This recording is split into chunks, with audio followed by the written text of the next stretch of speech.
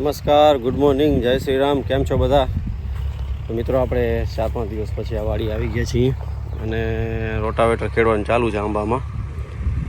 એકદમ વ્યવસ્થિત બધું સાફ કરે. આજ સાંજ સુધી લગભગ ખેડાવું જેવું જોઈએ. કાલે 6-7 કલાક ખેડ્યું, આજે 9 વાગે છે ચાલુ કર્યું છે.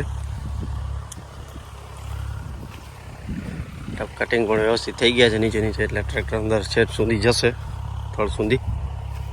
હજી એક વખત આમ હાલશે, બાજુમાં કેટલું હાલે છે જોઈએ હવે. કારણ કે આ છે ને ઓલું હટ્યાવાળું નથી, ફિક્સ સાઇડ લિંક છે. ડાયનામિક આપણે મેન્યુઅલી સાઇડ લિંક નથી, ડાયનામિક સાઇડ લિંક નથી, મેન્યુઅલ છે. હટાવું કરી શકીએ એમ. બાકી એક સાઈડ ચોટેલું હોય તો શું છે, હાઇડ્રોલિક વાળું આવે છે ને, કંટ્રોલ વાળું, તો ગમે તેટલું હટાવવું તો હટાવી શકીએ. આપણે થોડુંક વધુ છે પણ હવે એ છે ને, એ રોટાવેટરવાળા ફ્રી નથી જેના પાસે આ હાઇડ્રોલિક સાઇડ લિંક વાળું છે. તો આવું છે. જો પછી છે ને ખાતર નાખવું છે એટલે બધે સેન્દ્રિય ખાતર આજે ટ્રાય કરવી છે આ વખતે. જોઈએ શું થાય છે હવે. ઓમાં સુધી પહોંચ્યો છે, સામે દેખાય છે ને ત્યાં સુધી. નીચેનો ભાગ બાકી છે, હવે ખેડશે. રહી જશે તો ચાલશે નહીં, એમ તો ખેડવું તો પડશે જ, કારણ કે નહીં તો પછી છે ને આ બધું હાથેથી કઢાવવું પડશે મારે. જોઈએ કહીએ એને શું કરે છે.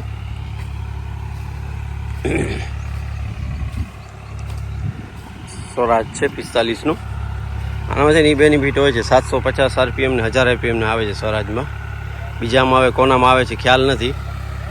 તો શું છે, હાઈ સ્પીડ રોટેશન મળે આપને, એટલા માટે.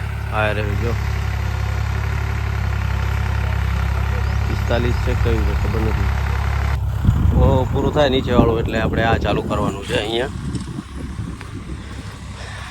દાંતી પણ આપણે આગળ રાખી દીધી છે, નડે નહીં એટલા માટે. અહીંયા ઘણું ખડ છે. જો ખાતર બધે નાખી દેવાનું છે, સેન્દ્રિય ખાતર ટ્રાય કરવાનું છે આ વખતે.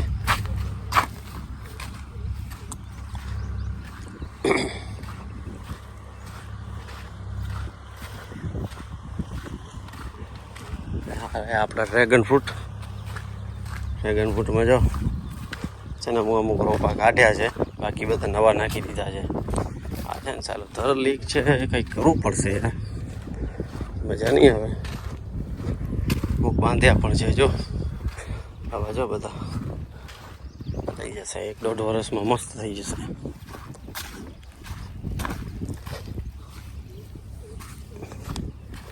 આ લીક છે ને કંટાળો છે યાર, વસ્તુ ભૂલાઈ જાય છે કામ. બધે જો ઘાસમાં બધે દવા છાંટી દીધી છે, ક્યાંય તમને ઘાસ નહીં દેખાય આ બાજુ.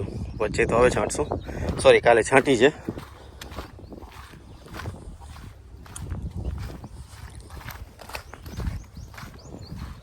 નવી ફૂટ છે બધે,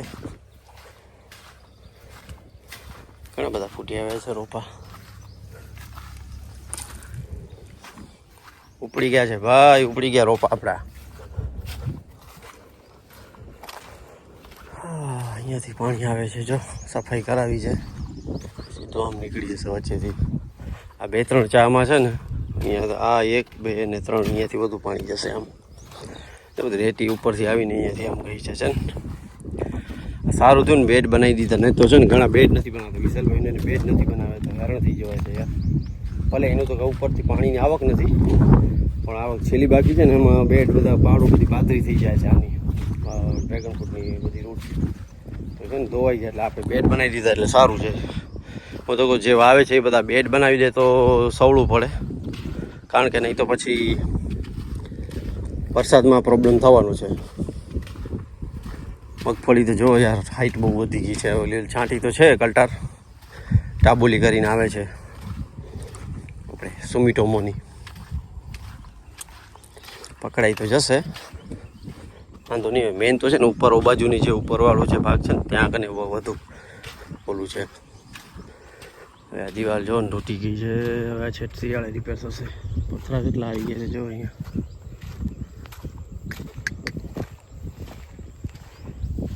આવે જો કદાચ બેડ ના હોત તો શું હાલત થતા ત્યારે તમે જોઈ લો.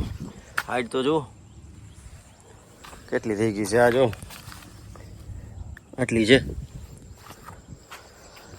ઘાસ મોટું મોટું કાઢ્યું તો છે, શાકે ઝાંટી જાય. હવે બધું થોડું થોડું મોટું ઉપરનું કાઢવું પડશે. વાલ પણ હવે મોટી થઈ ગઈ છે, ક્યાંક ક્યાંક દેખાય છે, બતાવું તમને.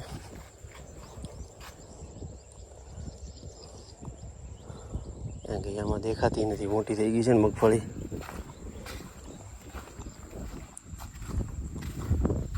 જો દેખાય છે, કાચી થઈ ગઈ છે. અંદર વચ્ચે છે તો ખરી, પણ છે ને આવી રીતે જોવી પડશે, દેખાતી નથી. અહીંયા છે ને આ જે દડાવાળી જમીન છે ને, અહીંયા ઘાસનો બહુ પ્રોબ્લેમ છે. પિયુષભાઈને એને પણ એ પ્રોબ્લેમ છે ને. અહીંયા પણ છે અઠવાડિયું પછી વળી પાછું ઉગવા માંડી જાય છે. આ જો હમણાં અઠવાડિયું 10 દિવસ પહેલાં કરાવ્યું હતું આ બધું કામ ઘાસનું ને એનું. વળી પાછું એ જ હાલત થઈ ગઈ છે. બળે તો છે હવે. આમાં છે ને કદાચ તમે હવે પકડાવી હોય ને મગફળી તો આડામાંની શાકે જ કરીને આવે છે, સાથે ઘાસ પણ બળી જાય અને 15 દિવસ માટે અટકી જાય મગફળી. અને અટકાવવી બહુ જરૂરી છે. નીચે કેવું છે તમને બતાવું. પાંદડા તો જુઓ આ કેટલા મોટા થઈ ગયા છે. નાપો બેસે છે કે નહીં જો છે ને. મગફળી થવા માંડી ગઈ છે. થોડાક મોટા થાય એટલે હવે સલ્ફર હલાવવું પડશે. તેલનો ભાગ વધી જાય એટલા માટે.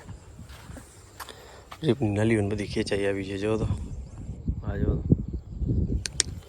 વરસાદ ઘણો પડે ને તો એક આ કંટાળો.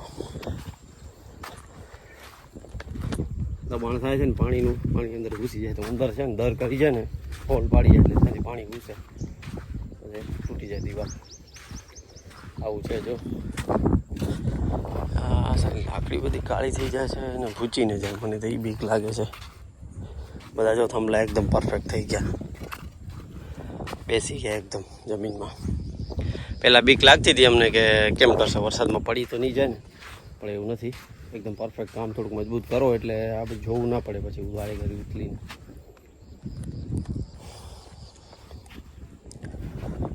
બે 3 દિવસ પહેલાં પાણી તો હલાવ્યું હતું. આ જો ને અકલ જે એમાં ફૂટ આવે છે, કણીઓ આવે છે. આ જો દેખાય છે. હા જો કણીઓ આવે છે. થોડોક પ્રોબ્લેમ રહે. પાકલ હોય ને બધા ડીંડા બધા પાકેલા હતા એટલે ફ્લાવરિંગ તો કરે જ. આજે લગભગ ખેડાઈ જવું જોઈએ. હવે કેમ છે શું છે ખબર નહીં. હવે પૂછી જોઈએ કેટલો ટાઈમ લાગશે. આજે લગભગ તો ખેડાઈ જશે. કીધું તો છે કે બધે છેટ સુધી ખેડી નાખે. જોઈએ કેમ થાય છે. બપોર પછી વળી પાછો ચક્કર મારશું અહીંયા. મારે છે ને ગઢસી સાહેબ ચેન ચક્કર ખરાબ થઈ ગયા છે. નાનો મોટો બંને છટકે છે. ઠક ઠક ઠક એવો અવાજ આવે છે. એ પણ બદલાવી દઈ. બીજો આ 11-12 હજારનો ખર્ચો છે. એન્જિન છે ને ઓલું થઈ ગયું છે, ઓઇલ ખાય છે, ધુમાડા બહુ કાઢે છે. એ કરાવવું તો પડશે જ. હવે અહીંયા છે ને બધું બીજા કામમાં ફ્રી થાય માણસો એટલે અહીંયા ખેડાવી ને આ નળીઓ પાથરી દઈને પછી વાલ ચોપી દઈએ. હવે લાગે ત્યારે વાલ ચોપવી પડશે. અહીંયાને ઉમાં તો ચોપાઈ ગઈ છે એટલે વાંધો નથી. ઉમાં છે ને ડ્રીપની નળીઓ પછી નાખવાની છે. હવે શું થશે ખબર નહીં. હવે મગફળી આવી ગઈ એટલે ડ્રીપની નળીઓ નાખવું પણ કાઢવું પડશે કામ. જેમ બને એમ નાના છોડો ત્યારે નાખી દઈએ તો વાંધો ના આવે. પછી મોટા છોડ થઈ જાય ને તો નળી સરખી રીતે નાખી ન શકો. આવું છે બધું. તો ચાલો વિડીયોને કરી એન્ડ. ચેનલ પર નવા હો તો ચેનલને સબસ્ક્રાઈબ કરી દેજો, વિડીયોને શેર કરજો, લાઈક કરજો અને બેલ આઇકન દબાવવાનું ના ભૂલતા. બધાને જય શ્રી રામ, હર હર મહાદેવ. આવજો.